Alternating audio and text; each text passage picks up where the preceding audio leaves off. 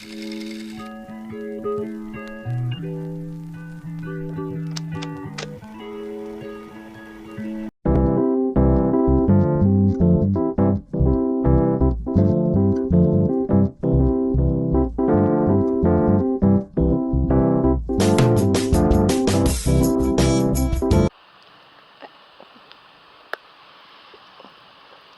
yung bahay namin.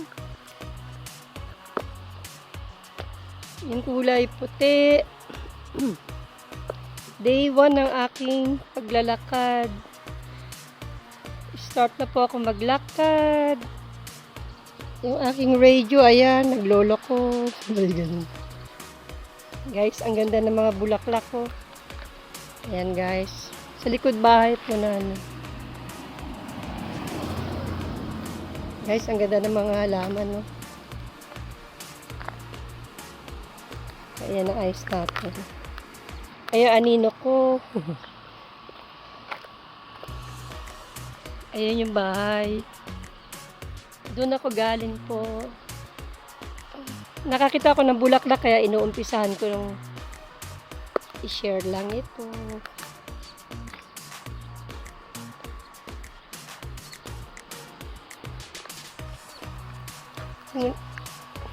Ito po ako.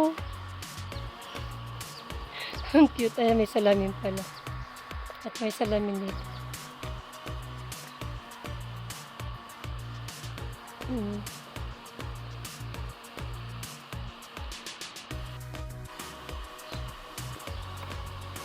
Ayan guys. Share ko lang sa inyo yung paligiran namin. Ayun. So, September, ano na ba ngayon? 3? 4. Monday. Ay, ang ganda guys. Oh. Ay, herb siguro to. Lavender, oh. May succulents din sila. Ayun guys, oh. Ayun. Ayun, may mga sunflower. Ang gaganda. Pawis na yung likod ko. Pero ang sarap po maglakad. Ang gaganda ng mga bulaklak. Ayan guys, oh. Paligid namin.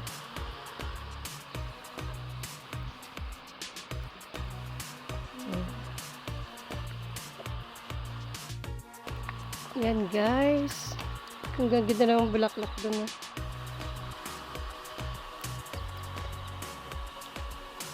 Ang dami natin bit-bit, oh.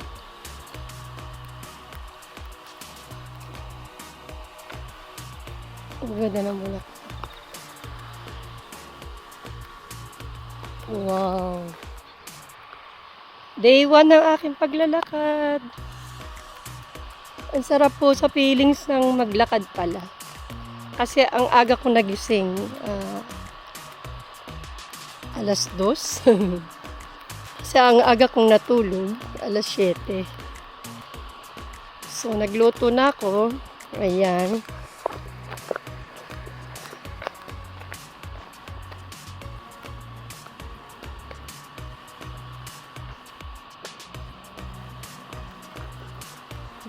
Ayun na nanalakad natin. Ayan guys, lakad-lakad na tayo. Berna kasi, kaya maglalakad tayo. Mamaya maglilinis akong kuko pag uwi. Pag nakasampay na ako. Tinanggal ko na kasi siya. Ayan guys. Dito pwedeng dumaan pa uwi sa amin. Kailang iikot ako doon. Ito po yung post office papunta sa amin. Doon yung bahay namin. Ayun. Ito sa likod na mismo. Susunod magdala ako ng malaking tripod, no? Mahaba.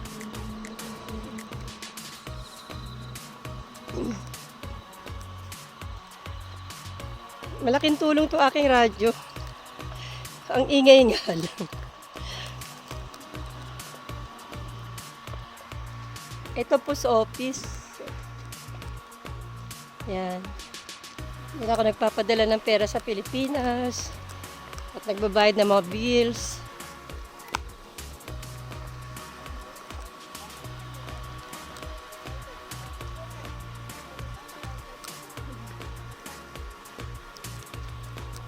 Napakatahimik po sa Japan. Malaking tulong din to. Itong radyo, tingnan nyo guys. Ang ingay nga lang, pero may nagsasalita. Nalilibang ako kasi may nagsasalita. At kayo yung kausap ko kung sino man makakapanood nito. Magagamit na natin ang mga sapatos. Ang ating mga shoes na naka-imbak at sombrero. Ay, nako po. At least walang makeup. No? Naglagay lang tayo ng lotion sa mukha. Face lotion para maiwasan yung sunburn. Yan guys. Hindi ko sana balak mag-vlog kaya lang. First time ko kasi. Wow! Excuse me. May ampalaya guys. Ang galing. Ayun o. May ampalaya o. Ayan o. Ang galing. Kanino kaya yun sa bigyan? Pwede bang humingi? Masarap yung pag-fresh na fresh, no? Makapagtanim nga ulit. Inuumpisahan ko na guys magtanim ng paunti-unti. Stop ko muna yung radyo ko. Napakaingay. Wala na akong masagap. Umagaralgar. Ayan guys. Ayun papunta sa shrine. May mag-a-alarm to eh. 8:40 ang alarm ko. Mga 30 minutes over. Huwag natin biglain. Pero kaya ko pa maglakad. Ayan guys. Ayun, papunta na sa daanan. Diretsuhin ko lang.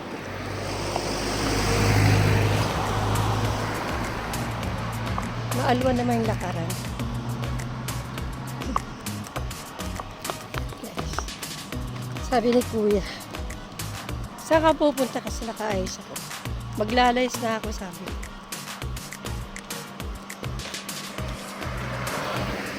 Natatawa akong nagagalit tuloy. Kasi guys, share ko lang sa inyo. Nag-grocery kami ng mga kailangan niya kahapon. Kinumpleto ko na nga. At kinihatid na nga doon sa kanyang apartment. Sabi ko lang may home center kasi dadaan ako at bibili ako ng buto ng itatanim ko kasi lumalabas na yung eagerness ko o bumabalik na yung eagerness ko magtanim pa konti-konti, no? Kailangan ko lang tulad ng parsley, may seed na ako, tumutubo na siya, and coriander, mga ganun, chili, wala pa ako nabibiling seed, onion spring, yan guys. Sabi ko, dumaan tayo sa home center, napaka-selfish kasi ng lalaki yun. Naku, napikon talaga. Lumabas yung pagkalalaki ko. Gusto ko nang buntalin eh. Sabi ganyan. Charot. Ako talaga pag lumalabas yung pagkalalaki ko, mag-ingat-ingat na siya. Tapos, tikon talaga. Sabi ko, daan tayo sa home center, pwede ba? June 10 yun. No? Sabi ko sa kanya, no? Wala daw ako mabibili doon. Mga halaman. May tindang halaman talaga doon. No? Parang Daiki din dito malapit sa home center din. Actually, sa mga home center may tindang halaman. Andun na lahat. Minsan pwede ka mag-grocery. Depende sa home center. Ginano na ba na agad ako? Sabi ko, sige, huwag ka nang bumaba. Diyan ka na sa sakyan. Sabi sa kanya. Tapos, talaga hindi bababa, no? Promise, no? Sabi ko, ang galing mo rin, no? Pinag-grocery na kita ng isang kadamakmak. Kinumpleto ko na. Wala ka malang effort. O sige, huwag mo samahan. Nung bumaba na ako, tsaka siya bababa, bukas yung engine ko. Tapos ko sabi ko, ano ba naman ito? Sanay naman ako sa kanya. Pero pag mga ganun, nawawala yung kasanayan ko. Gusto ko umbagin. Magpapaiyak na naman tayo pag ako nagalit talaga. Ayoko naman yan. Napapagod ako. Yung magalit. Niwasan ko. Pero pinipilit nila ako. Pinaprovoke nila ako. So bumaba ako. Natuloy, namili ako, ganun. Ay, naghanap ako ng mga seeds. Ang hinahanap ko kasi mga herbs, herbal. Konti-konti, kailangan ko siya ng peppermint. Meron ako rosemary, meron ng peppermint, apple mint, basta may bibili na ako susunod. Kasi yan, kailangan ko ilagay sa aking lemonade. Gumagawa na ako sa lemonade. Tapos, tamad na tamad talaga siya. Hirap na hirap akong ano. Ay, bakit? Bakit ka sumunod? Eh, just tingnan mo. Saan ka pupunta? Wala, binantayan na ako. Hindi ako himatayin, no? Nagbablog ako dito, nagkukwento ako dito eh. Ito na yung isang salbahing mama. Gumising ang himala. Eh, nagigising yan, late. Uwi na yan mamaya eh. At pagluto ko nga daw siya ng adobo. Adobong itlog. Naluto ko na po, nakapagsakal na ako, nakakain na rin ako. Ayun, kala ko sino yung nagbabay. Hindi ko nakilala. Ang lalaking ko. Malapit ako sa pagliko. Baka daw ako himatayin. Ano akala naman nila sa akin? Hindi ko kaya maglakad talaga. Ang lakas ng hangin guys, sarap.